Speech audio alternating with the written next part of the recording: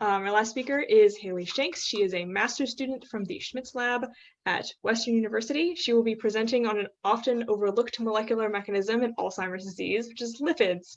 I love me some lipids. I did my PhD in an apolipoprotein E lab, so I appreciate the lipid mechanisms in Alzheimer's disease. So please take it away, Hayley. Hi everyone. I'll just share.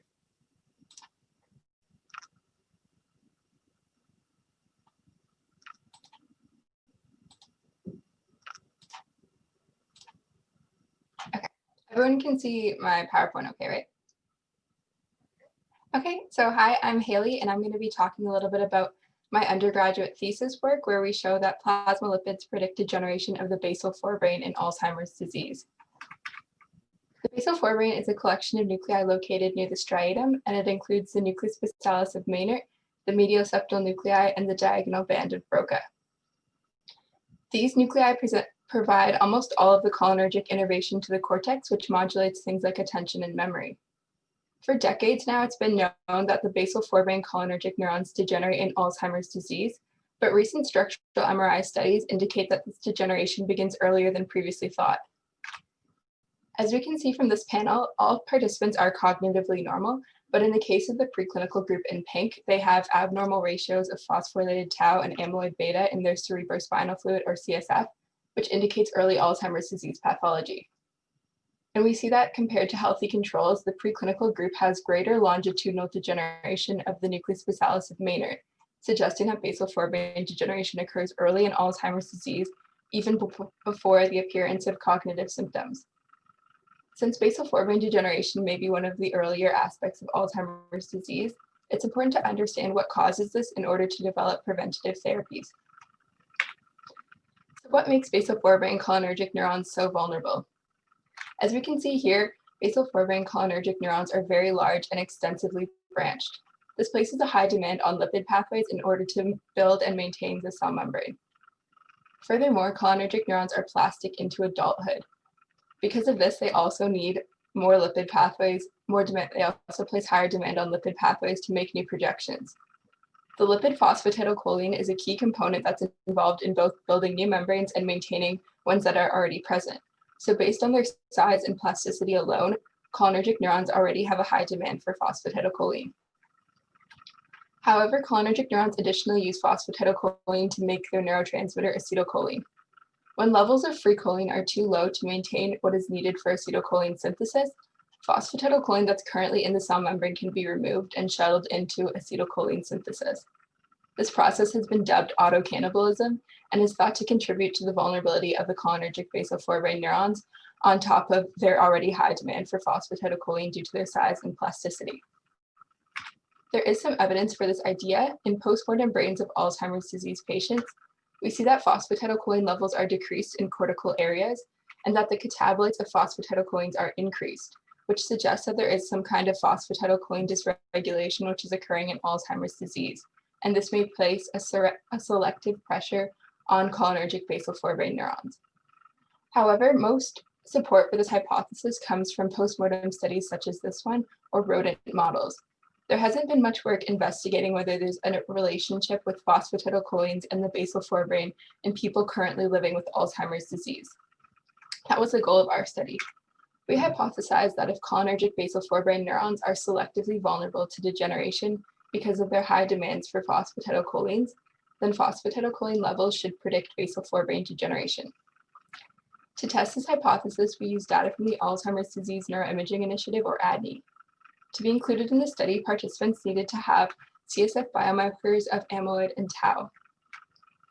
Previous research indicates that when the ratio of phosphorylated tau over amyloid beta in the cerebrospinal fluid exceeds 0.028, that is abnormal and indicates either preclinical or clinical Alzheimer's disease. This ratio has been shown to track well with amyloid beta PET imaging.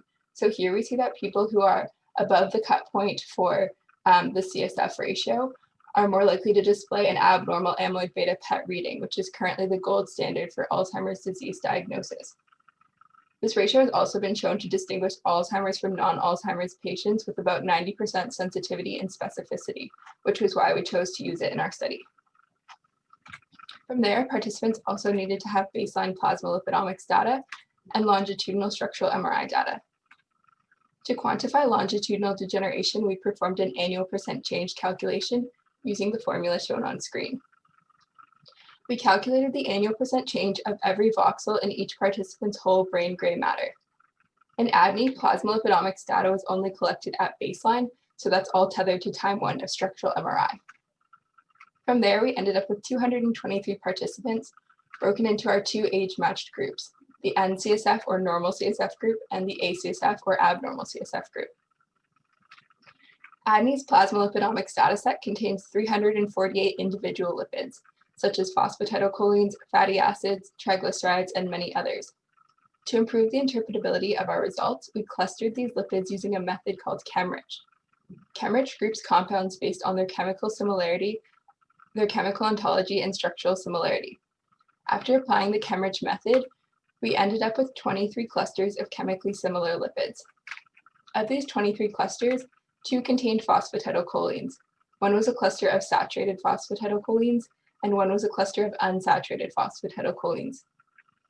We therefore performed 2 CSF group nucleus basalis of Maynard or NBM partial least squares analyses to determine whether either of these clusters of phosphatidylcholines predict longitudinal degeneration of the nucleus basalis.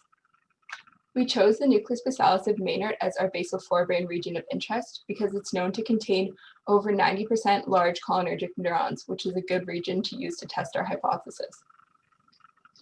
We masked participants' annual percent change data using a nucleus basalis of Maynard region of interest mask that was created based on postmortem histology. To give you a little bit of background about partial least squares analysis, or PLS, it's a form of multivariate pattern analysis that takes 2 sets of input data and attempts to create something called latent variables through linear combinations of the original sets of data. These latent variables attempt to maximize the covariance between both sets of data. Importantly, PLS also allows us to determine whether there's any difference in the relationship between lipids and the brain as a function of CSF group. In all of our PLS analyses, we performed 5,000 permutation tests and 5,000 bootstraps. We also included age and body mass index as variables in our PLS analyses because we wanted to determine the effects of lipids in the context of these variables. A given PLS analysis has 3 possible outcomes. There could be no significant latent variable, meaning that no multivariate relationship is detected. There could be 1 significant latent variable, which explains the joint contribution of lipids in a cluster onto annual percent change in a common set of voxels in the brain. Finally, there could be multiple significant latent variables, which explain the distinct contribution of lipids in a cluster onto gray matter annual percent change in different sets of voxels in the brain. In the case of our cluster of saturated phosphatidylcholines, we see that there's 1 significant latent variable, which explains the relationship between these lipids and the brain. On this slice up here, we see a few voxels within the nucleus basalis, which are significantly expressing this latent variable after correcting for multiple comparisons. And if we're interested in what this relationship looks like in the 2 groups, we can see how each lipid correlates with the latent variable in the abnormal and the normal CSF group. And so we see that in some cases, the correlations are in the same direction, and in some cases, they differ by the CSF group. In the case of the unsaturated phosphatidylcholines, there's also 1 significant latent variable, which relates them to basal forebrain degeneration. Interestingly, in this case, we see that the correlation between the lipid and the latent variable is in the opposite direction and for a lot of the lipids, suggesting that the presence of Alzheimer's disease pathology modifies the relationship between unsaturated phosphatidylcholines and the basal forebrain. So now that we've seen that both clusters of phosphatidylcholines predict degeneration within the nucleus basalis in a priori analyses, we wanted to determine how anatomically specific this relationship is. Based on our hypothesis, we would expect that phosphatidylcholines should predict degeneration within the basal forebrain and cholinergic brain regions in a pretty specific way, not just predict widespread brain degeneration. To test this, we ran 2 more PLS analyses, this time allowing the search to be through the whole brain. We corrected for multiple comparisons, and after doing so, only the cluster of unsaturated phosphatidylcholines produced a significant latent variable. As we can see here, the expression of this latent variable which relates phosphatidylcholines and the brain is expressed strongly and quite selectively within the basal forebrain, which is all through here.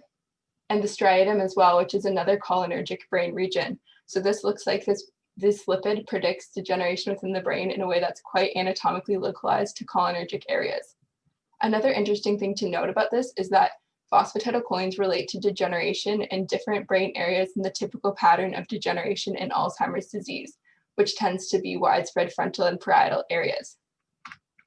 So in conclusion, we have shown evidence that unsaturated phosphatidylcholines relate to the longitudinal gray matter integrity of the basal forebrain, both in a priori and in whole brain PLS analyses. We also provide evidence that this relationship is modified by the presence of Alzheimer's disease pathology. Overall, we have found in vivo evidence to support a long-standing theory for the cholinergic selective vulnerability. Future work is needed to address the generalizability of our findings to new participants and also cross-lipidomics platforms. Thank you so much for listening to my presentation, and I would also like to thank all of our funding sources as well as everyone on screen. And if anyone has any questions, I'm happy to answer them. All right, thank you so much, Hayley. What a fascinating talk. I have many questions while we wait for audience questions. Okay, so I'm going to ask about ApoE genotype. Were you able to split, this ADNI cohort? Were they genotyped? Yeah, so they actually did collect ApoE genotypes. And interestingly, we're hoping to model ApoE as we get more participants, but right now ApoE4 carriers load on almost exclusively to our abnormal CSF group, which really highlights how well that captures Alzheimer's disease pathology, as we know it's such a big risk factor. So in our normal CSF group, we actually only have 8 ApoE4 carriers. So currently we can't look at like group and ApoE status interactions or anything, but that's something we're really hoping to look at later. Yeah, I know that's always a challenge is I'm always interested in looking at, like, within the risk group, for instance, the differences between 4-4, 3-4, and 3-3. It's always really difficult to find 4-4 or even 3-4 in your controls to then control based on that. Yeah. I also had kind of systems neuroscience-y questions, if you can humor me for a bit. Sure. Which is, so you started out talking about cholinergic neurons. And I was wondering whether there's reason to believe that there are these kind of lipidomic changes in the other neural subtypes that are found in basal forebrain, or if it's just those cholinergic neurons, or whether that cholinergic neurons were picked because of their relationship to Alzheimer's. So actually the reason we're looking specifically at cholinergic neurons is because even though the basal forebrain does contain other cell types, it's specifically the cholinergic neurons that degenerate, that are most susceptible to degeneration in Alzheimer's disease. So that's why we're looking at them. In terms of actual lipidomic changes within the neurons, there hasn't been as much research addressing whether within the basal forebrain there's any differences in lipidomics changes within the cell types, although that would be really interesting. Great. Now we have a question from Pedro Clavel, who says, excellent work. What are the main risk factors that underlie the phosphatidylcholine disturbances in Alzheimer's prone patients? So one main risk factor is diet. So some research is suggesting that choline and phosphatidylcholine in general, we're not getting enough of based on just like the dietary recommendations. There's also genetic mutations that could potentially predispose you to phosphatidylcholine dysregulation. So if you have, say, a mutation in one of the enzymes involved in the phosphatidylcholine synthesis pathway, such as CCT, or there's another one that methylates a different lipid called PEMT. People who have mutations in those where they have less function, they'll tend to have lower lipid levels, and that could be related to Alzheimer's disease, although it hasn't been, there's not a lot of evidence for people with those mutations getting Alzheimer's disease because they usually have, it usually isn't genotyped in these like big studies. I have a follow-up question that's kind of similar to a question that was asked to Amidra, which is then, if this is, if diet here is a risk factor, is there a specific supplementation that might kind of correct this? Yeah, actually, choline supplementation, which is I don't know if you remember the diagram I showed where like phosphatidylcholine can be removed and like made into choline to make acetylcholine. There's actually evidence in rodent models that if you supplement choline starting at a young age, that actually prevents the degeneration of basal forebrain cholinergic neurons in 80 mouse models. So that's really interesting to me, and I think it would be interesting to look at that in humans because a lot of human studies looking at choline tend to start quite late. So since basal forebrain degeneration begins, say in the 40s and 50s, if you start supplementation when someone's 70, they've already undergone substantial degeneration. So I think like the next steps would be starting choline supplementation in longer trials in younger patients. That is really neat. Oh man, solving all sorts of Alzheimer's problems here today. That's especially exciting because I know basal forebrain, like medial septum and diagonal band of Broca in particular, drives theta, which is so critical. Laura is nodding to spatial navigation circuits and is like, you know, a thing that gets disrupted in Alzheimer's. So if there's a way to kind of repair those lost or degenerated cholinergic projections, then that could help rescue the spatial circuits as well. Yeah, and there's also evidence too that cholinergic signaling suppresses inflammation. So if you're having a loss of your cholinergic signaling from the basal forebrain, that could increase inflammation in the brain and further like kind of propagate pathology. So it's a really interesting area of research, in my opinion. Yeah. All right. I don't see any more questions.